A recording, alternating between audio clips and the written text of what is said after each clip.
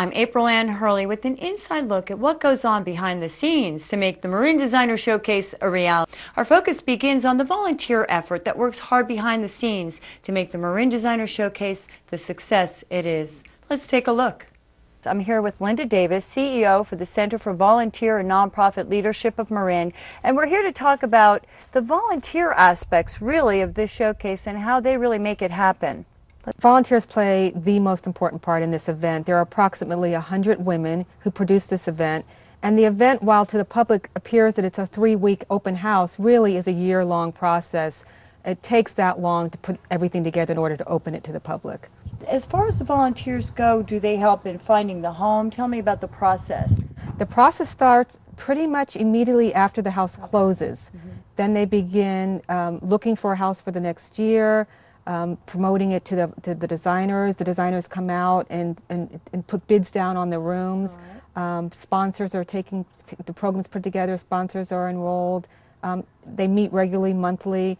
They're very, very, very active group of volunteers, and it is all volunteer run, the entire house from beginning to end. One of the most exciting parts about this home is the before and after. And what we're going to do now is give you a preview of what the home looked like before the work gets done. Linda, are you ready? Yep, let's go. Okay. The first design area on the tour is the formal living room and dining room. Barbara Donham Schwartz, Showcase co-house chair, led the way. Here we are in the formal living room of the house. The designer for this space and for the dining space has a vision of formalizing a very informal home. Okay. And with that, she's going to put beautiful, beautiful window treatments. All right. Which will not block this incredible view. Okay. It will allow one to still look out the view. She's going to do decorative paint emphasizing the barrel ceiling. Okay. And she's going to remove the dark furnishings and bring in light, airy, elegant furnishings. Okay, great. And in the dining room, All right.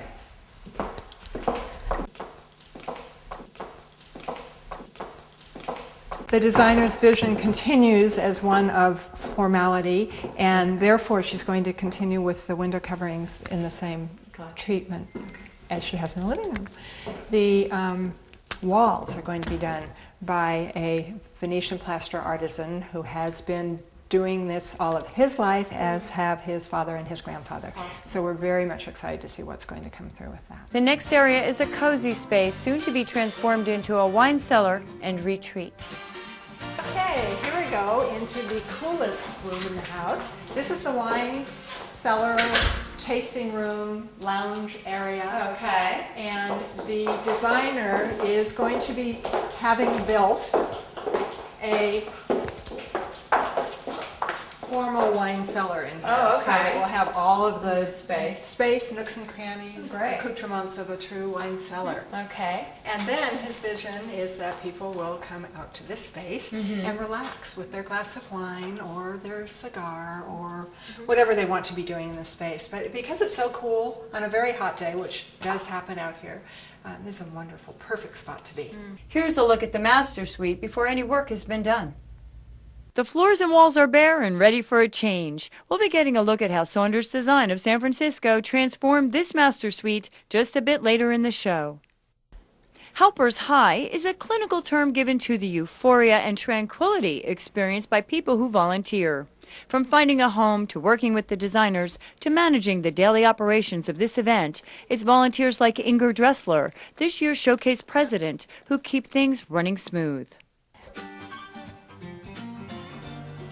The Marin Designer Showcase has been a tradition for thousands of people every year. We checked in with a few of this year's designers for an inside look at what they're doing to showcase their individual style. Hi, how are you? Val. This is Val Fiscalini from Val Fiscalini Design. Okay, so we came through here about a month ago before anything was done. Tell us about some of the things you've done here. We had some strong horizontal lines with the frame of the windows, so that was all done in mahogany, and it actually distracted the view and caused the eye to stop at the frame and not go to the outside. So what we did was we put a beautiful Conrad shade on the windows to cover up a little bit of the millwork, but keep you inside the space, but also let the eye go to the beautiful outdoors. Oh, look at this. Oh, pretty. Tell us about some of the design elements you included in this room. Well, a balance of color, balance of styles.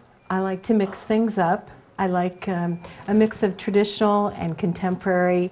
I've got some whimsical 19th century figures in the room, some antique Caribbean lamps, and then a beautiful new chandelier, and then 18th century Italian dining chairs.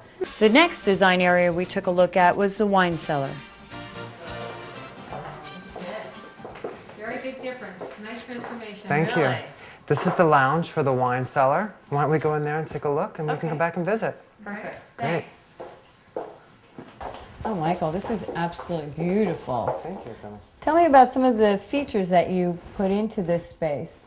Well, the cabinetry was done by California Closets, and it was very easy. They just came in, measured. I told them what I wanted, the finishes, what features for the wine racks, Oh, that's nice. and they did it in a matter of days. I think one of the things that I find interesting about this space is that it really isn't very large, yet look what you've been able to do with it to create a whole new environment for the homeowners here. Sure. How can others do the same? Well, there's a lot that you can do in the home on your own. It doesn't have to start off grandiose, wine cellar with 1,000 bottles of wine. You can start off small, get cabinetry installed, and as your collection grows, you can grow your wine cellar as well. Here's another look at the wine cellar before the work got done. And here's what it looks like now. Absolutely beautiful. What a great use of space. The moment we've been waiting for has finally arrived. They're ready to unveil the master suite. We're here in the master bedroom with Carlos Gonzalez, who is Eddie Saunders' assistant, design assistant, and I've been here when he's been working very hard behind the scenes, and as you can see, it really came together in such a beautiful way. Tell us about some of your welcome. Tell us about some of the design elements that are in this room. First off, being the master bedroom, we really focus on the master bed, making it really large. It's a very, very large room, and I think getting a decent-sized bed that's in proportion to the room was definitely key. We don't like things too matchy, so to speak. So, even the end tables, they relate, but they are not, of the same maker or style. Yeah, we always pull different things. We don't do anything in large sets. We just pull pieces that fit the area. Well, Carlos, for a homeowner or somebody who doesn't have design experience and they come and see this magnificent room and then they go home and say, gee, I could use a little sprucing up myself, what would you suggest? Where do they begin? You know what? The biggest change that you can possibly do is with color. And play with it, experiment with it. It's going to make the biggest impact. I mean, this is a very, very distressed finish. It's not just sort of your color out of the can, smooth it out there, but you can achieve a great look just with color would be probably the #1 thing. The reward for all the hard work and effort starts here at the preview party, Marin's premier designer event. Let's take a look.